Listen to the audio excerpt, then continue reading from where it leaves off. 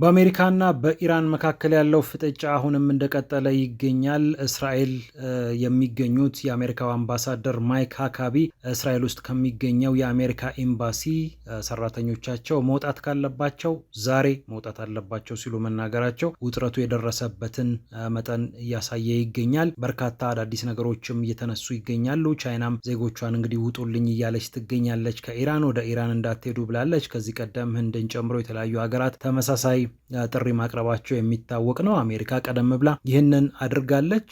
ታዲያ ውጥረቱ በቀጠለበት በዚህ ሰዓት ትላንትና የነበረው ንግግር ተስፋ ነበረው በሚል በኢራን በኩል የተገለጸው ነገር አሁን እንግዲህ ጥላ እያጠላበት ይመስላል። የአሜሪካው ፕሬዚዳንት ዶናልድ ትራምፕም ኢራንን በተመለከተ ወታደራዊ አዛዦቻቸውን እያናገሩ እንደሚገኙ ነው እንግዲህ የተገለጸው። የአሜሪካ ጦር በፔንታገን ስር ማለት ነው የማዕከላዊ እዝ ወይም ሴንትኮም ይባላል ባጭሩ። የእርሱ አዛዥ ከአሜሪካው ፕሬዚዳንት ዶናልድ ትራምፕ ጋር ተገናኝተዋል ይላሉ ዘገባዎች። አድሚራል ብራድሊ ኩፐር ይባላሉ።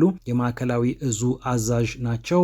ኤቢሲ እንደዘገበው የአሜሪካው ፕሬዚዳንት ዶናልድ ትራምፕ በተለያዩ ኢራንን ለማጥቃት በተቀመጡ እቅዶች ዙሪያ እንግዲህ ገለጻ እንደተደረገላቸው ብሪፍ እንደተደረጉ ነው እንግዲህ የዘገበው። እንደ ኤቢሲ ዘገባ የተለያዩ ምክረ ሀሳቦች ቀርበውላቸዋል። ይሄ ከዚህ ቀደምም በእርግጥ በተለያዩ መገናኛ ብዙሃን የተነሳ ነው። ግን አሁን ላይ ካለው ወቅታዊ ውጥረት ጋር በተገናኘ ግን የዚህ የማዕከላዊ እዝ አዛዡ እርሳቸውን ማግኘታቸው ውጥረቱ የደረሰበትን ነገር የሚያሳይ ይመስላል። ሁለት አይነት እቅድ ወይም ሁለት አይነት መላ ነው እንግዲህ በአሜሪካ ጦር በኩል ለትራምፕ ገለጻ የተደረገላቸው። የመጀመሪያው ውስን ወይም ደግሞ ቁጥብ የሆነ ጥቃት መፈጸም ነው። ለምሳሌ የኢራን የባሊስቲክ ሚሳኤል ፕሮግራሞችን እንዲሁም ማስወንጨፊያዎችን እና ተያይዞ ከሚሳኤል አቅሟ ጋር በተገናኘ ይህንን መምታት እና በጣም በተመጠነ መልኩ ማከናወን። ከዚህም በተጨማሪ ደግሞ ባለፈው እንዳደረገችው አሜሪካ ናታንዝና ፎርዶን መታ ነበረ።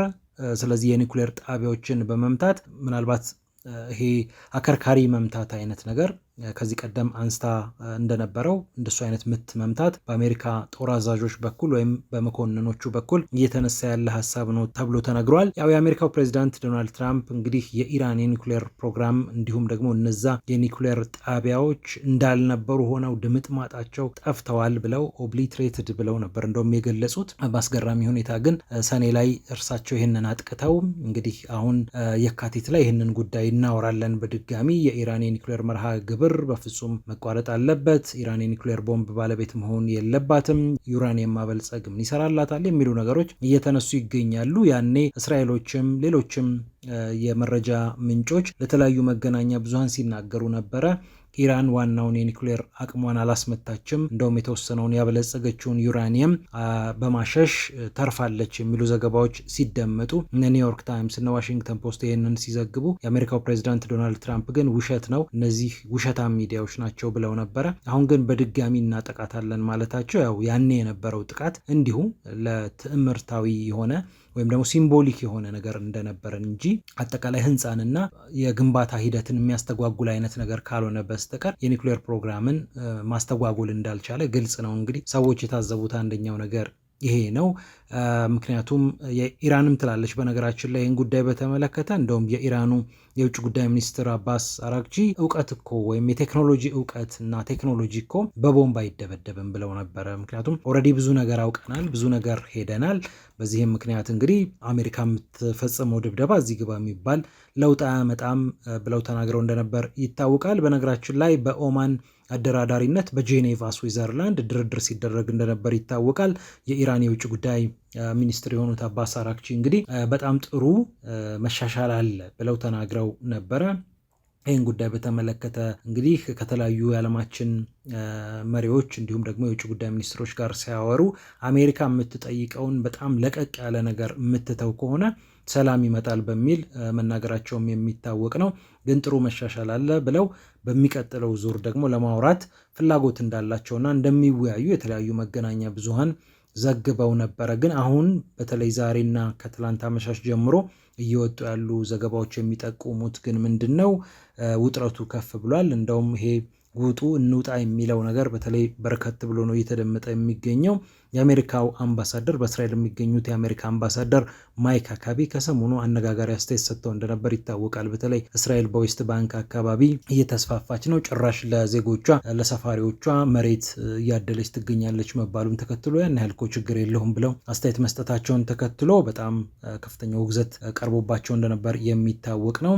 እንግዲህ እሳቸው የተናገሩት ወይም ደግሞ ለኤምባሲ ሰራተኞቻቸው የተናገሩት ነገር መነጋገሪያ ሆኗል። ኒውዮርክ ታይምስ ነው እንግዲህ አንድ ኢሜል ደረሰኝ ብሎ የተላከውን ኢሜል አገኘሁ ብሎ ይህንን ዘገባ ይዞ የወጣው። እንግዲህ አርብ ጠዋት አካባቢ ነበረ ይሄ ኢሜል ተልኳል የተባለው። አንዳንድ ምንጮቹን ጠቅሶ ኒውዮርክ ታይምስ እንደዘገበው ማይክ ሃካቢ በእስራኤል የአሜሪካ አምባሳደር ማለት ነው ለሰራተኞቻቸው አንድ የላኩት ነገር አለ። ይሄም ዛሬ የምትወጡ ከሆነ ዛሬ ውጡ፣ ወይም የመውጣት ሀሳብ ካላችሁ ዛሬውኑ አድርጉት። እንደውም የአውሮፕላን ቦታ ላታገኙ ስለምትችሉ ቦታ አትምረጡ። ያው ዲፕሎማቶች ስለሆኑ እንግዲህ የቪአይፒ ወይም የተሻለ ቦታ ለማግኘት ብዙም እንዳይተረተሩ ይመስላል።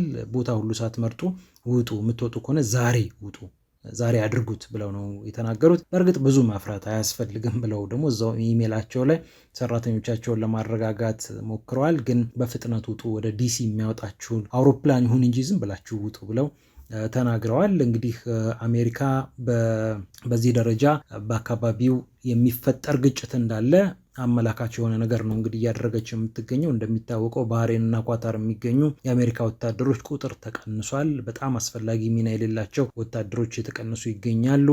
በአጠቃላይ በኤምባሲዎቿ ላይ በመካከለኛው ምስራቅ ኤምባሲ አካባቢ አንዳንድ አዳዲስ ነገሮችን እያሰማች ትገኛለች። በጣም አንገብጋቢ ስራ የሌለበት ዲፕሎማት በሄደም ችግር የለውም እያለች ትገኛለች። ቻይናም ይህንን ጥሪ እየተቀላቀለች ነው። ወደ ኢራን እንዳትሄዱ፣ የገባችሁም ወይም ደግሞ እዛ ያላችሁም ውጡ ብላ እንግዲህ ለዜጎቿ መልእክት ማስተላለፏን ሺንዋ ዘግቧል። ህንድም በተመሳሳይ ይህንን ነገር ብላ ነበረ።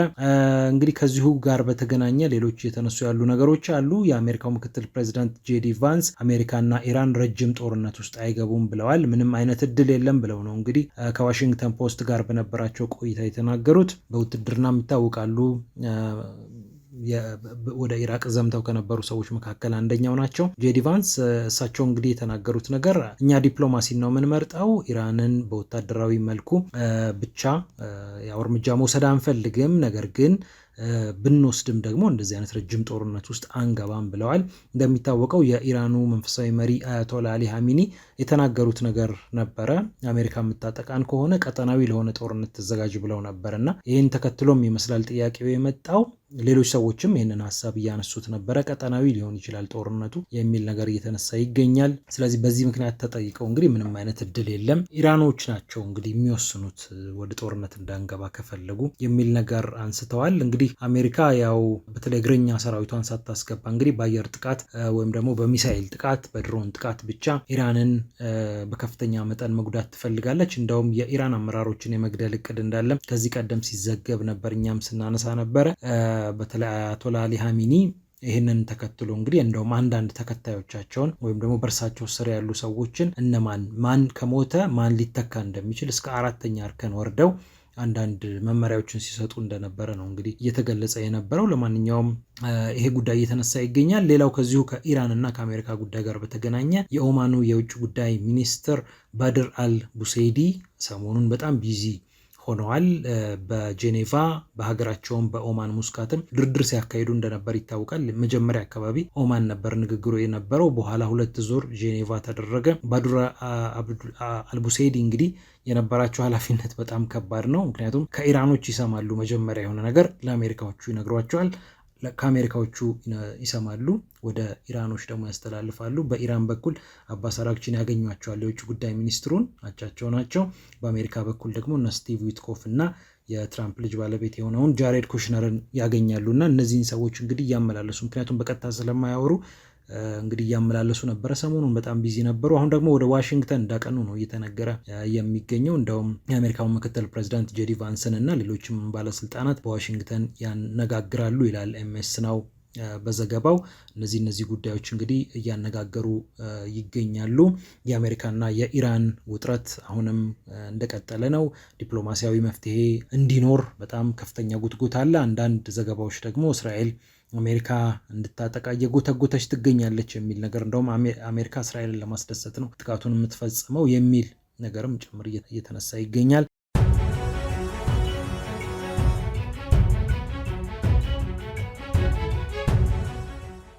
በአሜሪካና በኢራን መካከል ያለው ፍጥጫ አሁንም እንደቀጠለ ይገኛል። እስራኤል የሚገኙት የአሜሪካው አምባሳደር ማይክ ሃካቢ እስራኤል ውስጥ ከሚገኘው የአሜሪካ ኤምባሲ ሰራተኞቻቸው መውጣት ካለባቸው ዛሬ መውጣት አለባቸው ሲሉ መናገራቸው ውጥረቱ የደረሰበትን መጠን እያሳየ ይገኛል።